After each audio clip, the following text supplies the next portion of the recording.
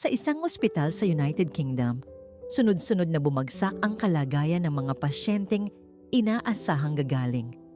Ang ilan ay bigla na lamang nawalan ng malay. Ang iba ay hindi na muling nagising. Sa umpisa, inakala ng mga doktor na isa lamang itong serye ng mga hindi inaasahang komplikasyon. Ngunit habang dumarami ang mga biktima, napansin nilang may kakaibang pagkakatulad ang bawat kaso. Lahat sila ay nabigyan ng iisang uri ng intravenous o IV saline solution bago lumala ang kanilang kondisyon.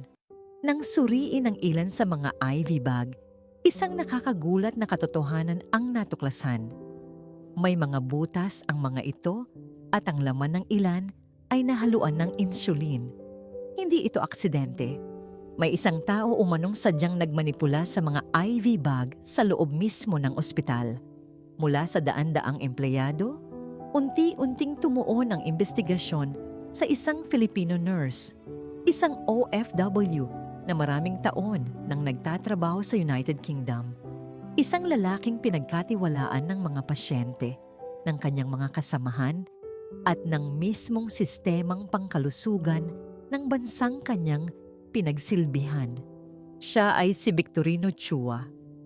Nang lumabas ang balitang siya ang pangunahing suspect sa isa sa pinakamalalaking medical poisoning cases sa kasaysayan ng United Kingdom, mabilis itong naging sentro ng pambansang balita. Hindi lamang ang ospital ang naapektuhan, maging ang reputasyon ng libu-libong Filipino nurses na matagal nang kinikilala sa iba't ibang panig ng mundo ay nadamay sa kontrobersya. Habang maraming Briton ang naniwalang nararapat lamang ang naging kaso laban sa kanya, marami ring Pilipino, lalo na ang mga kapwa niya nurse, ang nagsabing hindi sapat ang mga ebidensyang ipinakita upang patunayang siya nga ang may sala. Hanggang ngayon, nananatiling hati ang opinyon ng publiko tungkol sa kasong ito. Ngunit bago siya naging sentro ng isa sa pinakakontrobersyal na paglilitis sa United Kingdom, isa lamang siyang batang lumaki sa Pilipinas na nangangarap magkaroon ng mas magandang kinabukasan. Ipinanganak si Victorino Chua noong 13 ng Oktubre, 1965 sa Caloocan City. Pangatlo siya sa 6 na magkakapatid. Sa unang tingin, maayos ang estado ng kanilang pamilya. Ang kanyang ama ay may sariling negosyo at may kakayahang suportahan ang kanilang pangangailangan. Ngunit sa likod ng anyong ito ay isang pamilyang unti-unting nababasag. Ang kanyang ama ay kilala sa pagkakaroon ng iba pang kinakasama bukod sa kanilang pamilya. Dahil dito, madalas na wala ito sa kanilang tahanan. Lumaki si Victorino na bihirang makasama ang kanyang ama. At nang maghiwalay ang kanyang mga magulang, tuluyan siyang napunta sa pangangalaga ng kanyang lola. Ang iba naman niyang kapatid ay inalagaan ng iba pa nilang kamag-anak. Sa murang edad pa lamang, natututunan na niyang mabuhay ng malayo sa isang kumpletong pamilya. Habang ang ibang bata ay lumalaking kapiling ang kanilang mga magulang, si Victorino ay lumaking naghahanap ng pagmamahal at atensyong bihira niyang maranasan. Ayon sa mga dokumentong kalaunang lumabas sa korte, malaki ang kanyang hinanakit sa kanyang ama dahil pakiramdam niya ay mas pinili nitong alagaan ang iba nitong pamilya kaysa sa sarili niyang mga anak. Habang tumatanda, hindi naging madali ang kanyang pagdadalaga o mas tamang sabihin, ang kanyang pagdadalaga bilang kabataan ay napalitan ng isang magulong pagdaraan sa pagiging binata. Pagsapit ng high school, nasangkot umano siya sa pag-inom ng alak, paggamit ng ipinagbabawal na gamot at iba pang masasamang impluensya. Para sa kanyang lola, malinaw na kailangan niyang mailayo ang apo sa ganitong klase ng buhay. Naniniwala ang kanyang lola na ang edukasyon lamang ang makapagbibigay sa kanya ng panibagong direksyon. Kaya't paulit-ulit niya itong hinikayat na kumuha ng kursong nursing. Noong una ay hindi ito interesado. Wala sa kanyang plano ang maging nurse. Ngunit isang pangyayari ang tuluyang nagpabago sa kanyang pananaw. Noong 1986, inatake sa puso ang kanyang ama at bigla itong namatay. Sa pagkakataong iyon, doon niya lubos na naunawaan kung gaano kahalaga ang magkaroon ng matatag na hanapbuhay. Nakita niyang nawalan ng pangunahing pinagkukunan ng kabuhayan ang kanilang pamilya. Para sa kanya, iyon ang naging simula ng kanyang pagnanais na baguhin ang takbo ng kanyang buhay. Tinanggap niya ang payo ng kanyang lola at nag-enroll sa kursong nursing. Hindi naging madali ang pag-aaral. Dahil sa limitadong kakayahang pinansyal, kinailangan niyang lumipat ng paaralan upang makapagpatuloy. Araw-araw ay maaga siyang gumigising upang alagaan muna ang kanyang lola bago pumasok sa klase. Pagkatapos ng buong araw sa eskwelahan at ospital, gabi na siya nakakauwi. Sa kabila ng hirap, natapos niya ang kanyang kurso at nakapasa bilang isang registered nurse. Nagsimula siyang magtrabaho sa isang ospital sa Maynila, kung saan nakilala siya bilang masipag at determinado. Upang madagdagan ang kanyang kita, nagbebenta rin siya ng iba't ibang produkto sa kanyang mga kasamahan at kakilala. Sa ospital ding yun niya nakilala ang babaeng magiging kanyang asawa.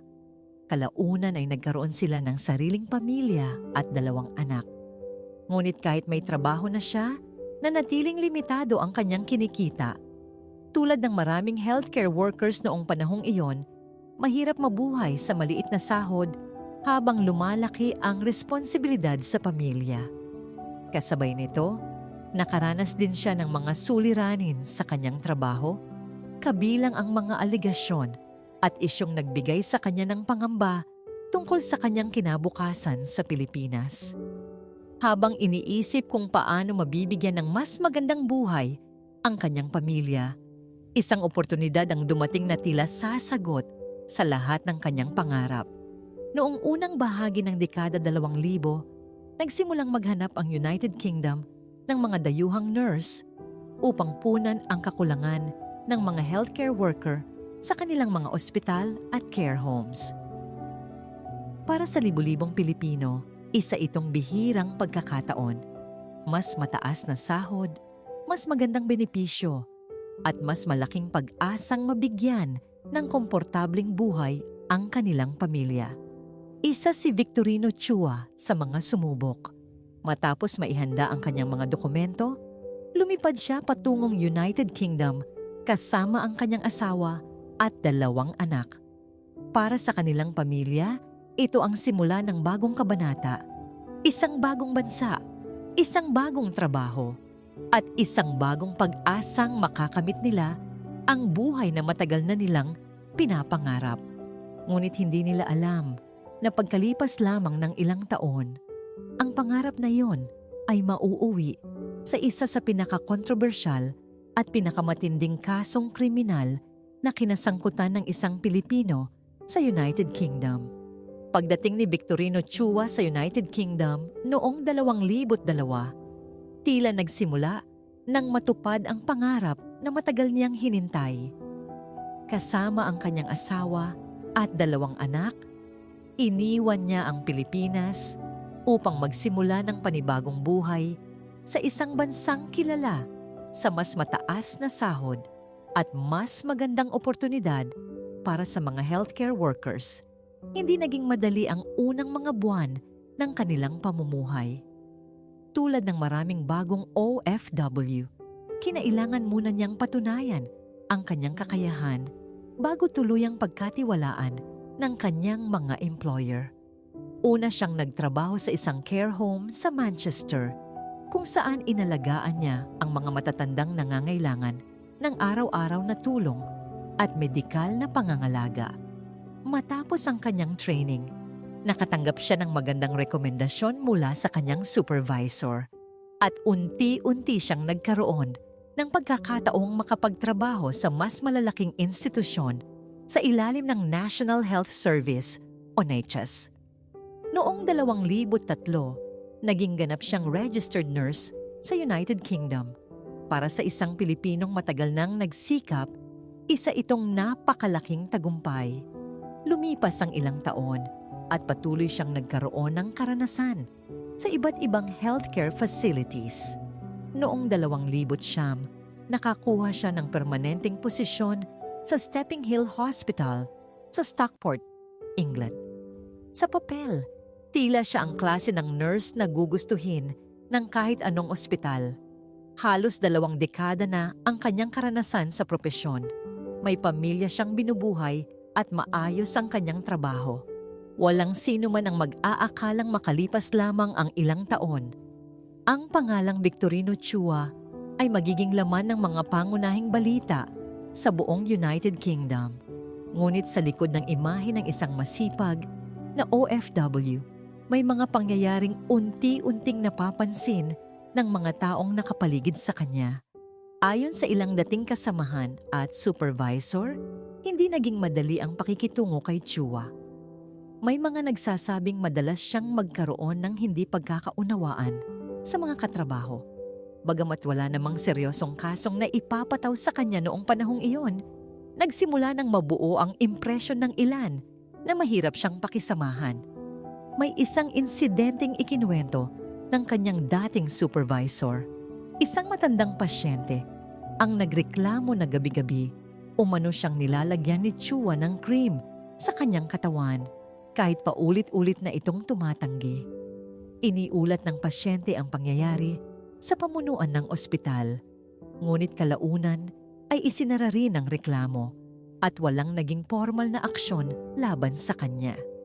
Sa isa pang pagkakataon, nagkaroon siya ng mainitang pagtatalo sa anak ng isang pasyente matapos umanong tumanggi siyang magbigay ng heart monitor na hinihiling ng pamilya. Nauwi ang insidente sa pagsita ng kanyang supervisor. Bagamat natapos din ang usapin, isa na naman itong pangyayaring nagdagdag sa mga negatibong obserbasyon tungkol sa kanyang asal sa trabaho. Hindi lamang ang ilang pasyente ang may reklamo. Maging ang ilan sa kanyang mga katrabaho ay nagsimulang magkaroon ng pagdududa sa kanyang mga ginagawa. May mga aligasyong nagpeke umano siya ng pirma upang makakuha ng ilang gamot mula sa ospital. Gayunpaman, hindi rin ito nauwi sa formal na kaso dahil kulang ang ebidensyang magpapatunay sa paratang. Habang lumilipas ang panahon, tila lumalala rin ang kanyang personal na pinagdaraanan. Noong 2008, naging opisyal na British citizen si Victorino Chua. Para sa karamihan, isa na naman itong malaking tagumpay. Ngunit ayon sa mga ulat na lumabas kalaunan, sa panahong ito rin, nagsimula ang kanyang matinding depression. Hindi ito agad napansin ng marami. Patuloy siyang pumapasok sa trabaho. Patuloy siyang nag-aalaga ng mga pasyente. Patuloy rin niyang ginagampanan ang kanyang tungkulin bilang asawa at ama. Ngunit sa loob-loob niya, may mga problemang unti-unting lumalalim. Ayon sa mga dokumentong inilabas sa paglilitis, sinubukan umano niyang labanan ang kanyang depression sa pamamagitan ng paggamit ng mga sleeping pills at painkillers na pinaniniwala ang kinuha niya mula sa supply ng ospital. Nang mapansin ito ng kanyang employer, ipinatawag siya ng occupational health team at isinailalim sa counseling. Bilang bahagi ng therapy, hiniling sa kanya na isulat ang lahat ng kanyang nararamdaman. Sa unang tingin, isa lamang itong karaniwang psychological exercise. Ngunit ang isinulat niyang 3 pahinang liham ay magiging isa sa pinakamahalagang ebidensyang gagamitin laban sa kanya makalipas ang ilang taon. Pinamagatan niya ito ng The Bitterness Nurse Confession. Sa liham, isinulat niya ang kanyang galit sa mga nangyari sa kanyang buhay. Inilarawan niya ang kanyang pagkadismaya sa ilang tao sa kanyang paligid. May mga bahagi ring nagsasabing pakiramdam niya ay iba ang pagkakakilala sa kanya ng mga tao kumpara sa totoo niyang nararamdaman. Sa panahong isinulat niya ito, walang sino man ang nag-akalang balang araw ay babalikan ng mga investigador ang bawat salitang nakalagay sa dokumentong yon. Matapos ang counseling, pinayagan siyang magpatuloy sa kanyang trabaho. Hindi rin ipinaalam sa kanyang mga supervisor ang buong detalye ng kanyang mental health condition. Nagpatuloy siya sa kanyang regular na night shifts sa Stepping Hill Hospital, particular sa mga ward kung saan maraming matatanda at malulubhang pasyente ang naka-admit. Para sa karamihan ng kanyang mga kasamahan, isa lamang itong ordinaryong gabi sa ospital. Ngunit hindi nila alam na sa loob lamang ng ilang buwan, may mga kakaibang pangyayaring magsisimulang maganap sa mismong mga ward na kanyang pinagtatrabahuhan. At ang mga pangyayaring iyon ang tuluyang magpapasimula sa isa sa pinakamalaking medical poisoning investigations sa kasaysayan ng United Kingdom. Noong kalagitnaan ng 2011, walang sinuman sa Stepping Hill Hospital ang naghihinalang may isang napakadelikadong pangyayari nang unti-unting nabubuo sa loob ng kanilang ospital. Isa itong ordinaryong pagpasok ng mga nurse, karaniwang gabi lamang ng duty. Tahimik ang mga pasyente, abala ang mga doktor, at tuloy-tuloy ang pag-aalaga sa mga may sakit. Walang nakakaalam na sa mismong mga oras na yon, may mga IV saline bag na umano'y napakialaman na. Ang mga saline solution ay isa sa mga pinakakaraniwang ginagamit sa ospital. Ginagamit ito upang maibalik ang fluids sa katawan ng pasyente at magsilbing daanan ng iba't ibang gamot. Dahil dito, bihirang pagdudahan ng sinuman ang isang simpleng IV bag. Ngunit ayon sa naging investigasyon, may isang tao umanong gumagamit ng hypodermic syringe upang butasan ang mga sealed IV bag at lihim na lagyan ang mga ito ng insulin bago muling ibalik sa storage room. Napakaliit ng butas na iniiwan ng karayom. Halos imposibleng mapansin. At dahil walang dahilan, ang mga nurse upang pagdudahan ng isang mukhang normal na IV bag, patuloy lamang nila itong ikinakabit sa kanilang mga pasyente. Ang insulin ay gamot para sa mga taong may diabetes. Ngunit kapag naibigay ito sa isang taong hindi naman nangangailangan nito, maaari nitong pabagsakin ng husto ang blood sugar ng pasyente. Kapag hindi agad naagapan, maaaring mauwi ito sa hypoglycemia, pagkawala ng malay, permanenteng pinsala sa utak, o maging kamatayan. Noong ika-27 ng Hunyo, 2011, isang matandang babae ang na-admit sa Stepping Hill Hospital. Ang kanyang pangalan ay si Mrs. Walsh. Ginagamot siya dahil sa Chronic Obstructive Pulmonary Disease o COPD.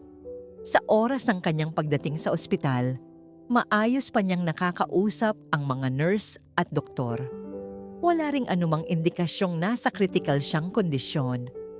Ngunit habang inihahanda siyang ilipat sa ibang ward, bigla na lamang siyang nawalan ng malay habang nakaupo sa kanyang wheelchair.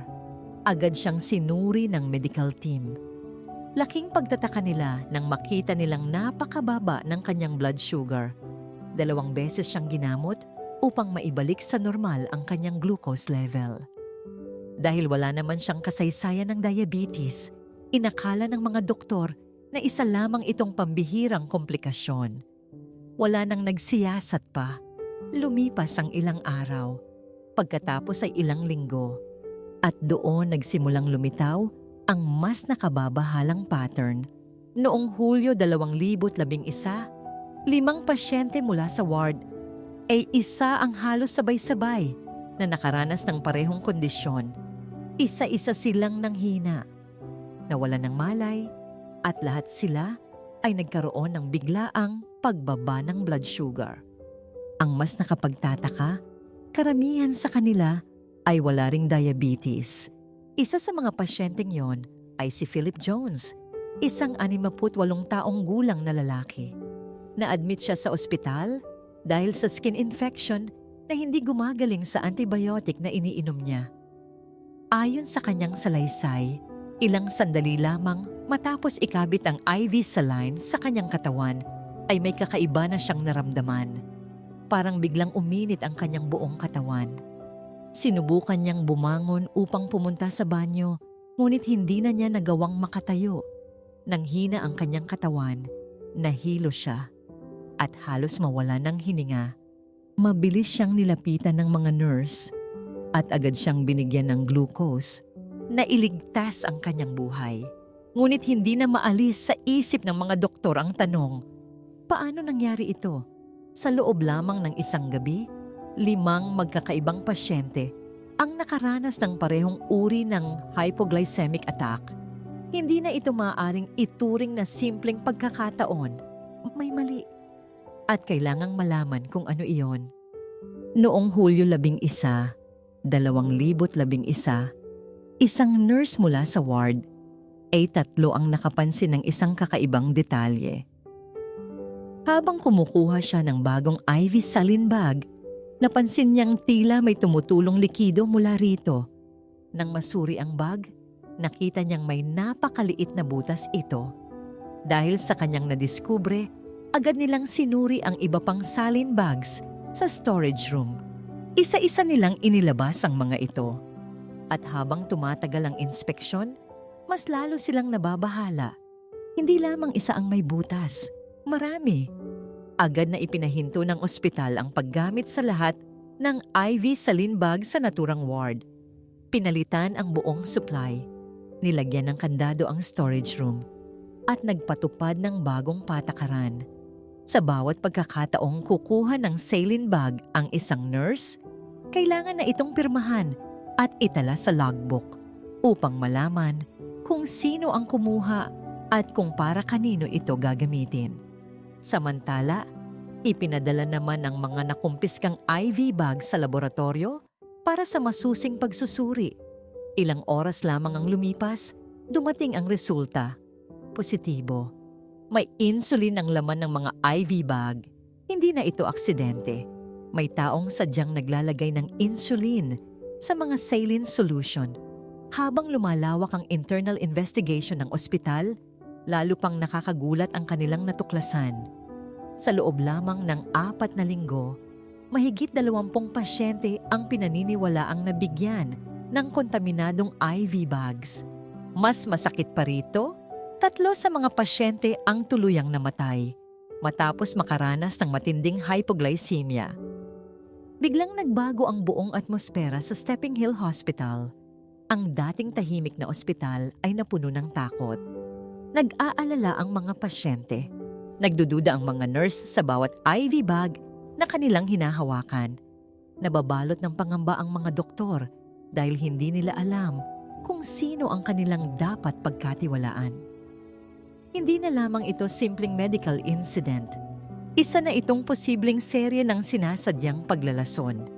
Dahil sa tindi ng sitwasyon, agad na humingi ng tulong ang ospital sa Greater Manchester Police.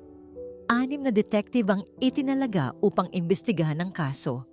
Naglagay ng armadong mga pulis sa ilang bahagi ng ospital bilang karagdagang seguridad. Inatasan ng mga nurse na huwag magtrabaho ng mag-isa at halos bawat galaw ng mga empleyado ay nagsimula ng bantayan. Sa gitna ng lumalaking takot at pagkalito, iisa ang tanong na bumabagabag sa lahat. Sino ang may kakayahang gumawa nito? At higit sa lahat, nasa loob pa rin kaya ng ospital ang taong responsable sa sunod-sunod na trahedyang ito? Matapos makumpirmang may insulin ang laman ng ilang IV saline bags, hindi na itinuring ng Stepping Hill Hospital na isang ordinaryong medical incident ang nangyayari sa kanilang pasilidad. Agad nilang ipinaalam ang sitwasyon sa Greater Manchester Police. Sa loob lamang ng maikling panahon, 6 na detective ang itinalaga upang tutukan ang kaso. Naglagay ng karagdagang seguridad sa ospital, kabilang ang mga armadong pulis sa ilang bahagi ng gusali. Inutusan din ng mga nurse na huwag nang magtrabaho ng mag-isa at mahigpit na binantayan ang pagkuha at paggamit ng bawat IV saline bag. Ang dating tahimik na ospital ay naging sentro ng isang malawakang investigasyon. Sinimula ng mga detective ang masusing pagsusuri Sa lahat ng posibleng ebidensya, isa-isang niripaso ang duty rosters ng mga nurse, medication records, CCTV footage at laboratory reports. Sinuri rin nila kung sino-sino ang may access sa storage room kung saan nakalagay ang mga saline solution. Habang pinaghahambing ang mga dokumento, napansin nilang may isang pangalan na paulit-ulit na lumalabas sa mga oras at ward kung saan naganap ang mga insidente. Hindi pa ito sapat upang ituring na ebidensya ng pagkakasala. Ngunit sapat na ito upang ituon ng mga investigador ang kanilang pansin sa isang tao, si Victorino Chua. Sa kabila nito, hindi lamang siya ang unang pinaghinalaan. Isa ring nurse ang isinailalim sa masusing investigasyon matapos mapansin na madalas din itong naka-duty sa mga apektadong ward. Dahil sa dami ng mga pangyayaring tumutugma sa kanyang schedule, siya ang unang naging sentro ng hinala ng mga awtoridad. Gayunpaman, habang lumalalim ang investigasyon, unti-unting napatunayang wala siyang direktang kinalaman sa kontaminasyon ng mga IV bag. Kalaunan ay tuluyan siyang nalinis sa lahat ng paratang. Ngunit ang mga buwan ng investigasyon ay nagdulot ng matinding epekto sa kanyang buhay at propesyon. Habang inaalis ang ibang mga posibleng suspect, lalo namang tumitibay ang hinala ng mga pulis kay Victorino Chua. Hindi dahil may nakakita sa kanyang naglalagay ng insulin sa mga IV bag, kundi dahil sa pinagsama-samang circumstantial evidence na unti-unting nabubuo laban sa kanya. Isa sa mga tiningnan ng mga investigador ay ang kanyang mga nakaraang issue sa ospital, kabilang ang mga reklamo ng ilang pasyente at katrabaho. Bagamat karamihan sa mga ito ay hindi na uwi sa formal na kaso, isinama pa rin ang mga ito sa kabuuang larawan ng kanilang investigasyon. Noong Disyembre 30, 2011, may isa na namang insidenteng nagpatibay sa kanilang hinala. Isang pasyenteng si Teresa Bailey ang isinugod sa ospital dahil sa problema sa paghinga. Habang sinusuri ng isang nurse ang medication chart nito, napansin niyang may mga dosage ng gamot na binago ng walang kaukulang utos ng doktor. Kung hindi ito agad nakita, maaari umanong humantong sa atake sa puso, stroke, o permanenteng pinsala sa kidney ng pasyente. Nang siyasatin pa ang ibang medication charts sa Ward A3, natuklasan nilang marami rin ang may kahina-hinalang pagbabago.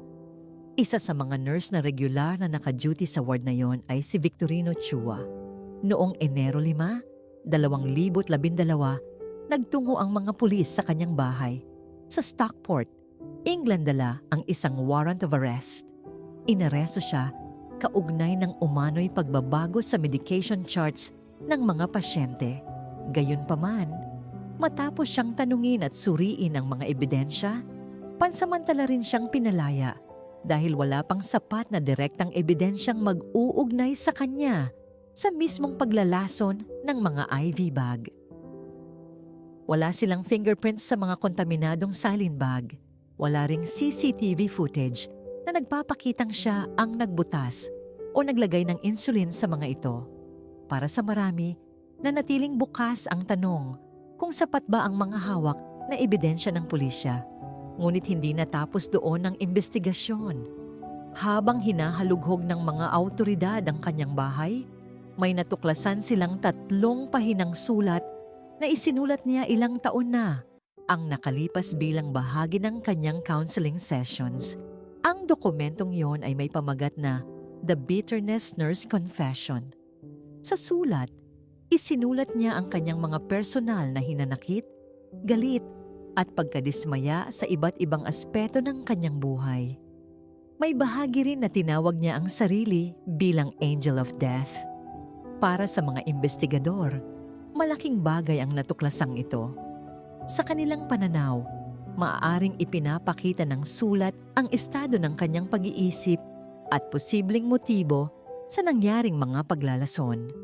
Matapos pag-aralan ng lahat ng kanilang nakalap, muling inaresto si Victorino Chua noong Marso 28, 2014. Sa pagkakataong ito, Mas mabigat na ang mga kasong isinampa laban sa kanya. Kinasuhan siya ng pagpatay sa 3 pasyente, pati na rin ng maraming bilang ng attempted poisoning at grievous bodily harm laban sa iba pang mga biktima na nakaligtas sa insidente. Nang magsimula ang paglilitis, malinaw na magkaibang-magkaiba ang panig ng prosecution at ng depensa. Iginiit ng Crown Prosecution Service na bagamat walang direktang saksi o CCTV na nakakita kay Chua na naglalagay ng insulin sa mga IV bag, sapat na ang kabuuan ng circumstantial evidence upang patunayang siya ang responsable. Itinuro nila ang pagkakatugma ng kanyang duty schedule sa mga oras ng pagkalason, ang mga kahina-hinalang pangyayari sa medication charts, ang glucose sample na umano'y itinabi niya ng walang medical na dahilan, at higit sa lahat, ang nilalaman ng kanyang The Bitterness Nurse Confession. Ayon sa prosecution, ipinakita ng sulat ang kanyang matinding galit sa mga pasyente at sa kanyang paligid, at sinubukan nilang kumbinsihin ng hurado na ang mga paglalason ay paraan niya upang ilabas ang matagal na niyang kinikimkim na puot. Mariin namang tinutulan ito ng depensa. Ipinaliwanag ng kanyang abogado na ang sulat ay isinulat 1 taon bago naganap ang mga insidente at bahagi lamang ito ng isang therapeutic exercise na ipinagawa ng occupational health team habang ginagamot siya sa depression. Ayon sa kanila, hindi ito isang confession, kundi isang pribadong paraan ng pagpapahayag ng kanyang emosyon. Iginiit din ng depensa na walang sino mang nakakita kay Chua na naglagay ng insulin sa mga IV bag. Walang fingerprints na tumutugma sa kanya at wala ring CCTV footage na direktang nag-uugnay sa kanya sa krimen. Para sa kanila, ang buong kaso ay nakasalalay sa mga hinala at hindi sa direktang ebidensya. Habang tumatagal ang paglilitis, lalo pang lumaki ang interes ng publiko. Hindi na lamang ito tungkol sa isang nurse na inakusahan ng pagpatay. Para sa marami, isa na itong pagsubok kung sapat ba ang circumstantial evidence upang hatulan ng isang tao ng habambuhay na pagkakabilanggo. At habang hinihintay ng buong United Kingdom ang magiging pasya ng hurado, isang tanong ang patuloy na bumabagabag sa marami.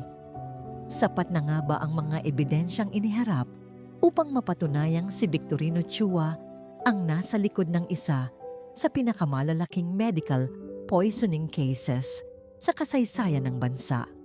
Matapos ang mahigit 4 na buwang paglilitis sa Manchester Crown Court, dumating ang araw na matagal nang hinihintay ng buong United Kingdom. Noong Mayo 2015, matapos ang halos 40 oras na deliberasyon, ibinaba ng hurado ang kanilang pasya. Napatunayang nagkasala si Victorino Chua sa 3 bilang ng pagpatay, 6 na bilang ng paglalason gamit ang insulin, at maraming bilang ng grievous bodily harm at attempted poisoning laban sa iba pang mga pasyente. Bagamat hindi siya napatunayang nagkasala sa lahat ng isinampang kaso, sapat ang naging desisyon ng hurado upang ituring siyang responsable sa isa sa pinakamalalaking medical poisoning cases sa kasaysayan ng United Kingdom. Sa pagbasa ng hatol, sinabi ng hukom na ang mga krimeng ginawa ay bunga ng isang calculated and wicked betrayal of trust. Bilang isang nurse, ipinagkatiwala sa kanya ng mga pasyente ang kanilang buhay at kaligtasan. Ngunit ayon sa korte, ang tiwalang yon ang siya umanong ginamit upang maisagawa ang mga paglalason. Dahil sa bigat ng mga kasong kanyang kinaharap, hinatulan si Victorino Chua ng habambuhay na pagkakabilanggo na may minimum term na 35 taon bago siya maaaring mag-apply para sa parole. Ibig sabihin, kahit magkaroon siya ng pagkakataong humiling ng parole sa hinaharap, hindi ito garantiya na siya ay makakalaya. Nasa parole board pa rin ang huling pasya kung ligtas ba siyang makabalik sa lipunan.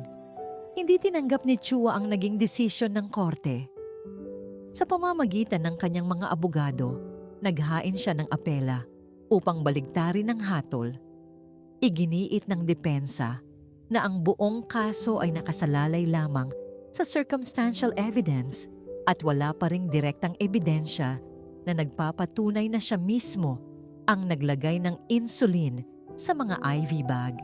Muli nilang binigyang diin na walang CCTV footage, walang eyewitness, at walang fingerprints na nag-uugnay sa kanya sa mismong kontaminasyon ng mga saline bags.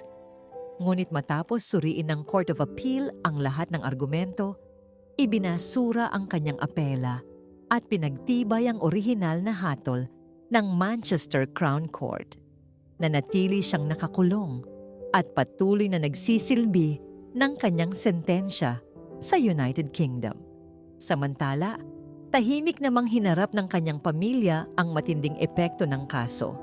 Mula sa pagiging isang ordinaryong pamilyang OFW na naghahanap lamang ng mas magandang kinabukasan, bigla silang napunta sa sentro ng atensyon ng media. Iwas na iwas silang magbigay ng panayam at halos walang detalye ang isinapubliko tungkol sa kanilang buhay matapos ang paglilitis. Sa mga sumunod na taon, pinili nilang manatiling pribado at umiwas sa anumang pampublikong diskusyon tungkol sa kaso. Hindi lamang ang kanyang pamilya ang naapektuhan. Maraming Filipino nurses sa United Kingdom ang nagsabing nakaramdam sila ng pangamba matapos lumabas ang balita. Sa loob ng maraming dekada, kinilala ang mga Pilipinong nurse bilang ilan sa mga pinakamapagkakatiwalaan at pinakamasisipag na healthcare professionals sa buong mundo.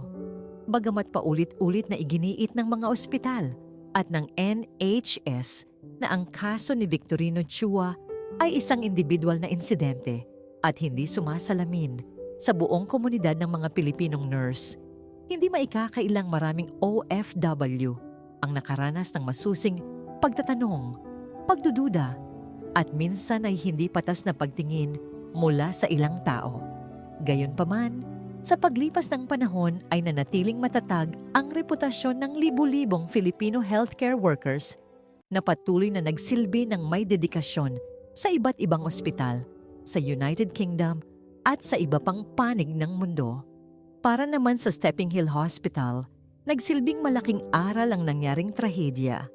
Matapos ang insidente, mas pinahigpit nila ang kanilang mga patakaran sa paghawak ng intravenous medications at iba pang high-risk medical supplies.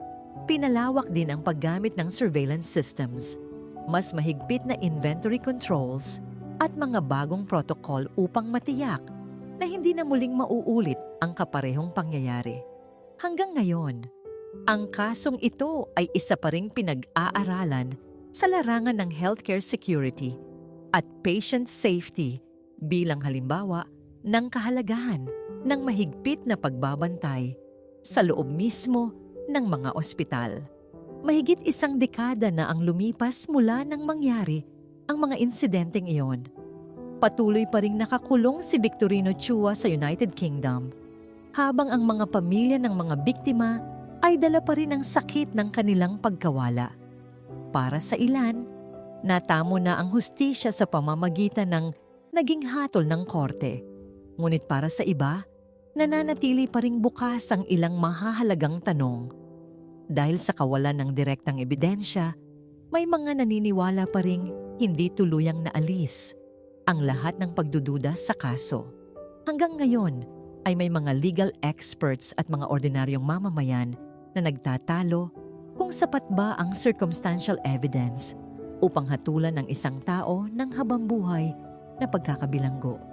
Sa huli, ang kaso ni Victorino Chua ay hindi lamang kwento ng isang nurse na nahatulan ng korte.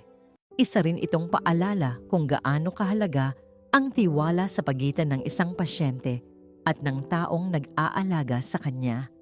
Ipinakita rin ng kasong ito kung gaano kahirap timbangin ang paghahanap ng hustisya kapag ang ebidensya ay hindi nakabatay sa isang direktang saksi kundi sa kabuuan ng mga pangyayaring pinagdikit-dikit ng investigasyon. Hanggang ngayon, Nananatiling isa ito sa mga pinaka-controversial na criminal cases sa kasaysayan ng United Kingdom.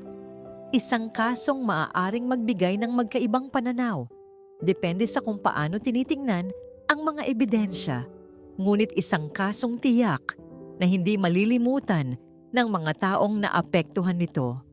Sa tingin ninyo mga kabayan, sapat ba ang mga ebidensyang iniharap sa korte upang mapatunayang nagkasala si Victorino Chua? O naniniwala ba kayong may mga tanong pa ring hindi nasagot hanggang sa ngayon? Ibahagi ninyo ang inyong saloobin sa comment section. Gusto kong basahin ang iba't ibang pananaw ninyo tungkol sa kasong ito. At gusto ko ring malaman kung saan ninyo pinapanood ang video na ito. Kayo ba ay nasa Pilipinas, Canada, United Kingdom, Middle East, Europe, Australia o iba pang bahagi ng mundo? I-comment ninyo ang inyong bansa at syudad para makita natin kung gaano kalawak ang ating komunidad ng mga OFW at mga kababayan sa iba't ibang panig ng mundo. Kung nagustuhan ninyo ang kwentong ito, huwag ninyong palampasin ang isa pa naming documentary na tiyak na mag-iiwan din ng maraming katanungan. Panoorin ninyo ang love triangle ng mga OFW sa Canada na uwi sa patayan. Isang totoong kaso na nagsimula sa pag-ibig, na uwi sa matinding selos, at nagtapos sa isang trahedyang yumanig sa komunidad ng mga OFW sa Canada. Maraming salamat sa pananatili hanggang sa dulo ng kwentong ito. Patuloy naming bibigyan ng boses ang mga kwentong hindi dapat makalimutan, aalalahanin ang mga naging biktima, at magbibigay ng kamalayan sa mga panganib na maaaring kaharapin ng ating mga kababayan sa ibang bansa. Kung mahilig ka sa mga totoong crime stories, malalalim na investigasyon, at mga kaso ng OFW na nag-iwan ng mas maraming tanong kaysa sagot, samahan mo kami sa mga susunod pa naming kwento. Thanks for watching and we'll see you in the next video.